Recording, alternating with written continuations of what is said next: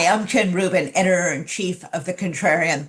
I'm delighted to welcome Alex Vindman, who really needs no introduction, I'm sure, to our contrarians. He asked me just before going on if he could be an honorary contrarian. I can't think of anyone who's been more of a contrarian in the true spirit of what we represent than he. Pro-democracy, unwilling to bend the knee, unwilling to kiss the ring. Alex, welcome. So good Thanks to for have having me you. on. Yeah, So, uh, you have behind you the book, The Folly of Realism, that is just new and coming out on the market. Why did you write the book and what's in it for the average American? I wrote it because I needed to get my degree from Johns Hopkins. I got There's an honest man. yeah. No, well, so look, I guess when I was forced out of the military because of Trump retaliation, I was looking for something to do, and Elliot Cohn at SAIS, the dean of SAIS at the time, was like, "Hey, I'd be happy to have you join this new doctorate in international affairs program." And within that was on a couple of weeks' notice. So I was very, very happy to do that because I'm a big believer in continuing education, and I needed to park myself someplace and do something until I figured out what I wanted to do with my life. But mainly, to tell you the truth, I wanted to understand how we got here. I mean, the narratives around why we have this terrible relationship with Russia is that we were too harsh with Russia, that it was NATO's enlargement that triggered Russia, that we were overbearing in our victory in the Cold War, all these different kinds of false narratives. And I knew instinctually that was false. In my firsthand experience, 22 years in the military, the second half as a foreign area officer, I served in Kiev, Ukraine. I served in Moscow, Russia. I wrote the strategy for the military, the national military strategy, Russia component. And then I went to the White House. And so I saw it firsthand. I knew that didn't make sense. One of the things, this is you get to do these mandatory defense reviews of documents that are about to be declassified. And I always had a stack like massive on my desk for old documents. And in reading these things, it was clear how far we went to be considerate of Russia all along the way. So I wanted to study why we got here, in spite of the fact that we were very accommodating. We succumbed to many hopes and misplaced fears, and I wrote a book for my doctoral dissertation that I wanted to be part of the conversation. I wanted to couldn't be just a academic policy methodology book. It was completely rewritten after the dissertation into something that's I think very, very digestible and understandable. Tells you the arc of the story of the fact it was the fact that we didn't hold the line, we weren't resolved. We needed more contrarians to tell us that we were being we didn't condemn, or we weren't conditional enough with Russia, which had its own kind of authoritarian illiberal tendencies, even when it pleaded that it was ready to join the democratic world and be a capital, join the capital markets and stuff like that. Well, we know that books have to be written far in advance of the release date, but certainly events have borne out your thesis of the book. And here we are with Russia continuing its murderous, aggressive war. And now we have the spectacle of Donald Trump essentially attempting to hand them over on a silver plate. Talk to us first about where the war stands today. Is one side or the other winning? Is it really at a stalemate? Where are we as Um, of a stalemate sometimes implies that there's not a significant movement on the battlefield. There's regular and fairly substantial movement on the battlefield in one direction or the other. The Russians are the movement doesn't have to be territorial. It could be in terms of commitment of resources. Um, uh, Sapping of strength is another kind of way to take a look at it. The Russians are not sufficiently strong to have a decisive battlefield victory. They are taking territory on a regular basis, or they were up until recently, but at an enormously high cost, and expending, still, even though they could care less about manpower, still expending a limited resource. And more importantly, military material. They're burning through military material that can't easily be replaced. They're going into Soviet stockpiles. The Ukrainians, they have been holding their own. They've invested heavily in what were traditionally asymmetric capabilities like drone warfare. They were getting significant support in some of the higher end capabilities from the U.S., like air defense interceptors or targeting for their long range rockets that they were getting from the U.S. And they've been cut off. Right now, the Trump administration made the disastrous, really foolhardy mistake of cutting off the Ukrainians because they want to accommodate Russia. In the worst traditions of what I write about in our deception of Russia and betrayal of Ukraine, in what is maximally both ignorant and malicious, and that is not going to be decisive. The Ukrainians are going to start to potentially run out of some steam, but not in a way that's going to give Russia a substantial advantage. And mainly, if the Europeans are there, like they're making the indications that they are, then the Ukrainians have more staying power. And I still see the Russians running out of steam quicker than the Ukrainians breaking. But what Trump has done is he's tipped the scales, more in Russia's favor. Like frankly, some sort of, useful idiot that has no idea about the consequences of his actions, catering to Russia in the traditional Republican sense. This would be completely, the Republicans would be aghast. They would be, Yes. how are we catering to Russia? How are we softening our position to Russia, normalizing with Russia, favoring Russia as opposed to our allies? Why do we want Russia to be stronger? But this is a pusillanimous Republican Party, a toothless cabinet that, at least in the first Trump administration, was there to provide counsel and maybe even resign like Jim Mattis did when Trump made some of his more egregious mistakes. These guys are cowards. They're not willing to do that. And we are headed towards a really huge disaster, global disaster, in that the U.S. is not there anymore, and our enemies fill the vacuum, and our allies are under greater pressure. And then when things really get dark for us, maybe down the road, we're left alone. Two very specific questions. First, is the cutoff of intelligence sharing as disastrous as it sounds?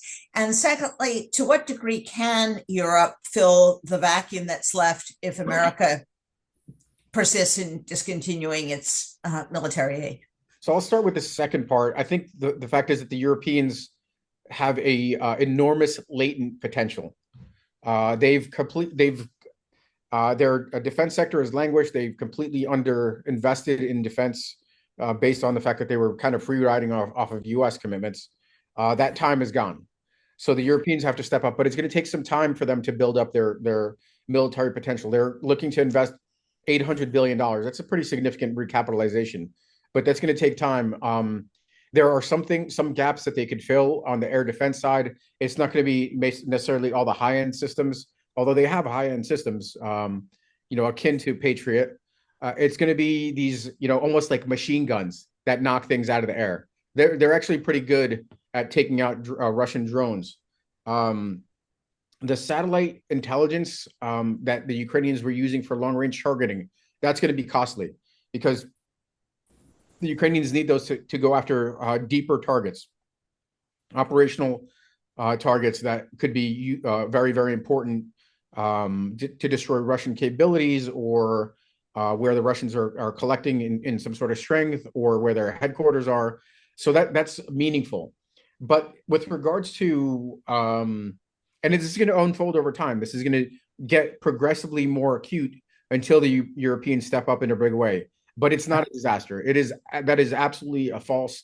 The U.S. is, talking about cards. The U.S. is outplaying the hand it has, because the fact is that the Europeans and the Ukrainians can't survive. Do they want to? Would they prefer to improve the situation between the relationship with Russia and Ukraine? Yes, but maybe that's another deception of the West about Trump and where we're headed. And maybe it's better to pull off the Band-Aid. But the intelligence component of it, very quickly, it's mutually disastrous, because the Ukrainians don't get what they need for their national defense. More Ukrainians are going to die. More civilians are going to get targeted. this is in the same vein that the U.S. is punishing the world by shutting down U.S. aid, and millions of people are going to suffer. Millions of people are going to suffer. Children are going to die. The vulnerable are going to die. This is mutually destructive because the Ukrainians have been the most important intelligence ally when it comes to getting information about Russia. And this is an idiotic move to cut that gravy train off that is been so critical to the U.S. to understand, what's going on with Russia. Right. The Russians have now begun using North Korean soldiers. Have they, in essence, run out, or is it a question that Putin doesn't want any kind of domestic reaction to massive increase in the draft? Why is he doing that? So I'd say a couple of layers. He wants to show that he has allies, right? I mean, if he's relying on the North Koreans and Iranians, that's actually, I don't know if that sends the message he wants to. The North Korean troops are cheap, to tell you the truth, both because the North Koreans don't value their troops, and that they could, provide some sort of financial support to North Korea or material support and technology transfer that is, very, very justifiable for the Russian Federation. I think there's also an argument to be made about the fact that anything that delays mass mobilization, that reduces how many people the Russians are going to call up, makes sense. The Russians are spending a lot of money to get folks to sign up, life-changing sums of money for the hinterlands which are economically depressed. Large swaths of Russia don't have indoor plumbing, so these are game-changing sums. So I think anything that prevents him from having to draw troops from the cities will be welcome, but he might get there anyway. The North Korean troops are not going to necessarily help him, but he's trying to delay it. Last question as we reach a fascinating discussion, by the way. When we have talked about mineral rights, what is actually on the table? What is Ukraine prepared to give up? And my understanding was that this was a bit of a gambit to try to get Trump more literally invested in Ukraine so he wouldn't sell them down the river. It doesn't appear that that's working, but is it rescuable?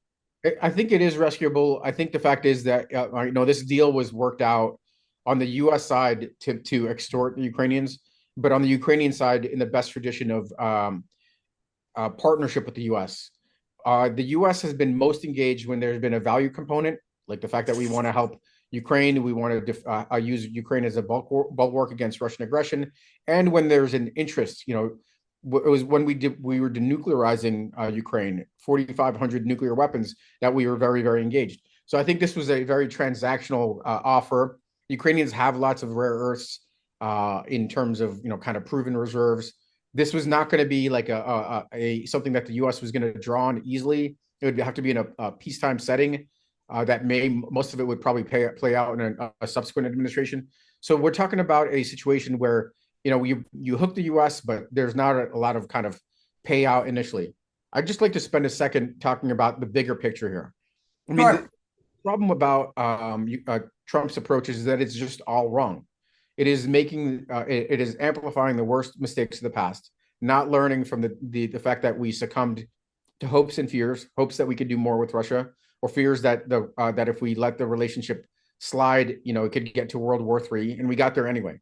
So Trump is embracing that without any lessons of the past 30 plus years, without any lessons from his first 4 years where he didn't accomplish much. He didn't bring peace to Ukraine and Russia, where there has been a war since 2014. And our allies and adversaries are seeing different troubling things. One, from the adversary side, that we can be potentially enticed into giving up on our what have been longstanding critical interests, like stability in the Pacific. The Chinese might believe that they could work a deal and seize Taiwan. The Russians will potentially see if there's a deal to be had, then husband their strength and come back in a bigger, more dangerous kind of way to threaten Europe and rebuild some empire. These are really, really dangerous long-term developments. And there are solutions to this. One of the things I spend time talking about in this book is this idea of neo-idealism. It's a correction to a hyper transactional approach. This, what I refer to as the folly of realism, takes you to this hyper transactional approach. And neo-idealism basically says, actually, our long-term interests are more important than our short-term, either crises or bright, shiny objects, bright, small wins. And that we need and values are central to making us navigate around these short-term wins. So it's some approach that a future administration could definitely use to recapture U.S. moral leadership, to focus on what really matters, our alliances that enable security and economic prosperity. So the book, it does, it's more than just like damning 6 different administrations. It's also a prescription for how we could do better with regards to our foreign policy. And I think that's an important thing to share, that there are. Absolutely. Well, unfortunately, we have a president who doesn't read, so he's not going to read it. But let's hope some people around him, and let's hope the Congress, specifically the Republicans in the Senate and in the House, start doing their job. They know this is wrong. A few of them have spoken out. Too few have been silent about this. And it really is up to them to force the issue that, in this case, doing right is in our national interest. And this would be as if during Lend-Lease, FDR turned around to Churchill and said, forget it. In fact, we prefer that Hitler invade the British Isles. It's mind-boggling in many ways. It's disturbing. And the only positive thing I can say is that, at least according to recent polls, Americans do not like this. Americans know it's wrong. They know in their hearts that Putin is a thug and that being on his side is the wrong thing to do. So thank you for joining us. You certainly lived up to your name to be an honorary contrarian. And the book is The Folly of Realism. I highly recommend it. Thanks so much, Alex. We'll have you back soon. Awesome. Looking forward to it.